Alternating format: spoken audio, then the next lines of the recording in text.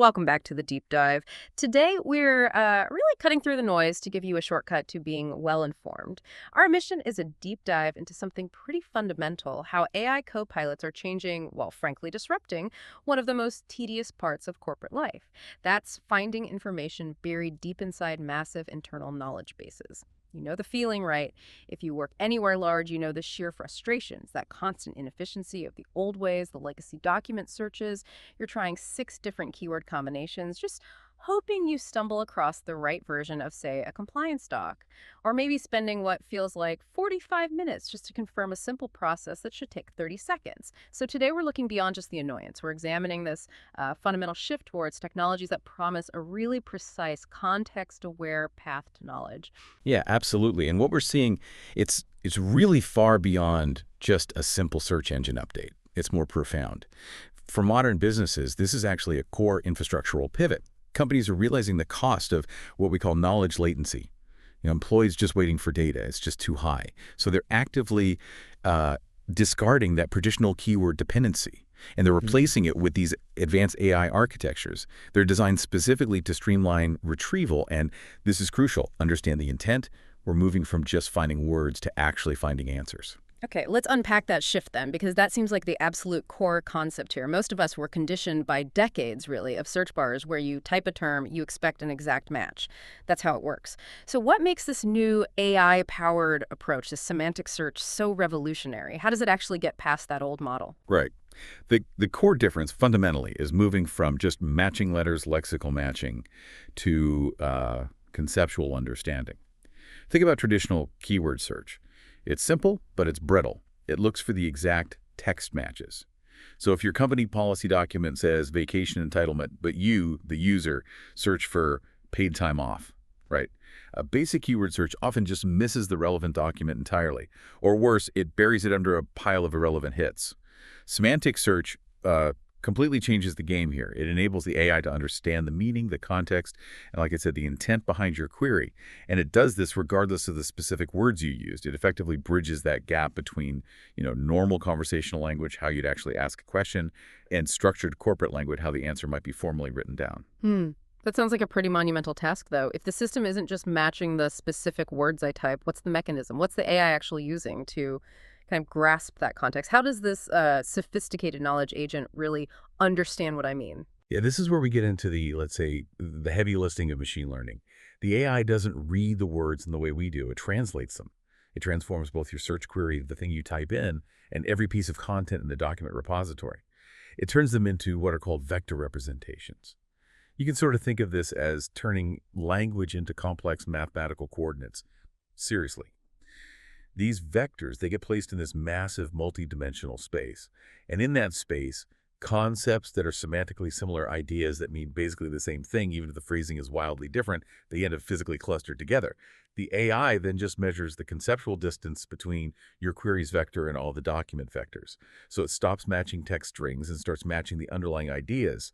That ensures the results align with your actual intent. Okay, vectors, got it. But to pull that off with precision and crucially speed across potentially millions of internal documents, policies, emails, research reports, whatever, you need more than just clever software, right? You need a powerful, purpose-built architecture. So maybe for our more technical listeners, let's walk through the essential technology stack. What do you need to implement a fast, modern semantic search system? Absolutely. Yeah, there are three critical interconnected components that make this whole thing possible, and each one plays a pretty unique role in solving this complexity problem. First up, you need specialized storage for those mathematical concepts, those vectors we talked about. That means vector databases. Since you're storing these high-dimensional data points, not just simple rows and columns, you need something optimized for finding similar vectors really fast at massive scale. Systems like Pinecone, for instance. These databases are specifically built to perform these nearest neighbor searches in milliseconds. That makes the conceptual matching incredibly efficient, way beyond what any traditional relational database could ever hope to achieve. Okay, second component. You need the intelligence to actually interpret the user's input. That comes from natural language processing frameworks, or NLP. Now, we know NLP generally, but here the focus is on specialized embedding models. These are often based on architectures like BERT or specialized transformers, and crucially, they're trained specifically to understand corporate context and jargon. These frameworks are what convert your raw natural language question into that high-quality vector representation we need. They make sure company-specific terms are, correctly weighted and interpreted before the database even starts its search. Okay, wait a minute, though. If the vector database is doing this lightning-fast conceptual matching, why do we still need traditional indexing technologies? We keep seeing names like Elasticsearch pop up here. Isn't that kind of redundant if we're now relying on vectors for the core meaning? That's a really crucial architectural question. And the answer is you typically need both because you're running a hybrid search system. See, the vector database is brilliant at finding conceptual relevance, finding the idea, but it usually only handles the vector data itself. You still need a powerful indexer, like Elasticsearch, for maybe 3 critical tasks. First, indexing all the metadata, who wrote the document, when was it last updated, security permissions, things like that. Second, filtering, allowing the user to narrow down the conceptual search results by, say, date range or document type. And third, just pure speed and scalability when you're dealing with millions of documents that might need filtering before the vector search even kicks off. So the two systems really work in tandem. The vector database finds the idea, and the indexer refines the result set based on structure and metadata. Okay, that clarifies the technical complexity. Makes sense. Yeah. So let's bring it back to the user. If a company manages to get this architecture right, what does it genuinely mean for the person, sitting at their desk just trying to get their job done? How much time are we really saving with this kind of precision? The impact, honestly, is transformative. It's not just marginal gains. The sources we looked at suggest that integrating these AI-powered search tools can cut the time employees spend just hunting for information by up to 40%. And if you think about that, if you zoom out, that 40% time saving isn't just, less clicking around. It represents a massive reallocation of human capital. That time is recovered. It can be deployed into strategic, high-impact tasks, fostering creativity, actual problem-solving, direct value creation. Plus the precision and the contextual awareness. They eliminate that cognitive drag, that frustration of sorting through irrelevant junk. That dramatically improves both the quality and the speed of decision-making. Okay, but let me push back a bit here. We need some critical thinking. That 40% number is compelling, absolutely. But is there a vulnerability here? What happens when a company has, say, 20 years of accumulated data that's redundant, maybe poorly tagged, or just plain wrong? Is this AI just speeding up the delivery of, garbage in, garbage out? That's the strategic hurdle. You're right. Every single company adopting this faces that. Yes, the effectiveness of semantic search is directly, absolutely proportional to the quality of the input data. An AI copilot at the end of the day will answer based on the knowledge it's fed. So if your internal repository is choked with conflicting documents, outdated policies, the AI is likely going to synthesize a confusing, maybe even contradictory answer. The initial investment isn't just buying the software. It's the necessary and often painful process of cleaning, classifying, and structuring the existing knowledge base first. It's often called data preparation or data hygiene. Successful implementations, they factor this cleanup cost and effort into the project plan right from day one. It's essential. Right, makes sense. But focusing on success, when it is implemented well, that reduction in friction, the improved decision quality, that must show up in the operational metrics, surely. What does the latest survey data tell us about enterprise adoption and, maybe more importantly, satisfaction? Yeah, the 2025 survey data we examined offers some pretty powerful validation on that front. On the employee experience side, 60%, that's 60% of enterprises that successfully adopted these semantic search capabilities reported a notable increase in employee satisfaction. It's simple, really. People just hate pointless friction less. They appreciate tools that actually help. And perhaps more importantly, especially for the leadership level, those same adopting enterprises, they reported a dramatic 25% boost in overall operational efficiency. Think about that. When access to your institutional knowledge shifts from being a frustrating bottleneck to a seamless utility, the entire organization just moves faster. Things get done quicker. Wow, okay. That 25% boost really elevates this. It moves it from being just a nice-to-have HR initiative, maybe, to a core competitive imperative. So let's move to that bigger strategic picture then. For organizations that are accumulating data at exponential rates, which is pretty much everyone, how does having this intelligent querying system become a necessary competitive advantage? Well, if we connect this to the broader economic reality, intelligent knowledge retrieval is fast becoming non-negotiable, especially for companies looking to scale. Consider a company dealing with really complex global regulations, for example.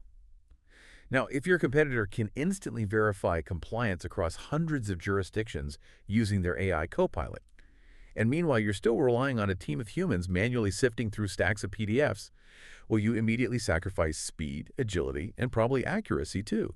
This shift is fundamentally changing how knowledge management itself is viewed. It's no longer just a passive repository like a dusty library. It becomes an active strategic asset. Businesses that are investing now in robust vector search architecture, they are positioning themselves right at the forefront of digital transformation. Why? Because they're guaranteeing data liquidity. They're turning static data into dynamic, actionable intelligence.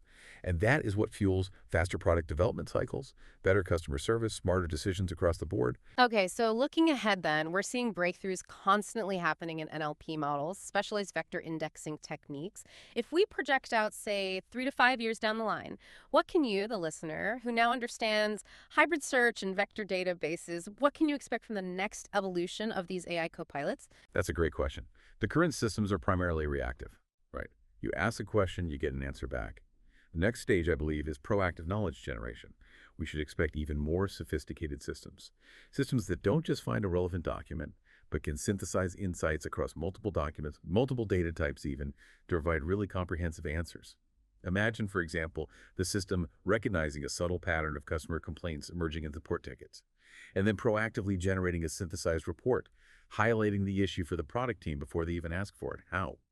By correlating vector similarities between those support tickets and, say, recent product development specifications, the systems will become these deeply integrated tools that actually anticipate user needs and deliver compound intelligence.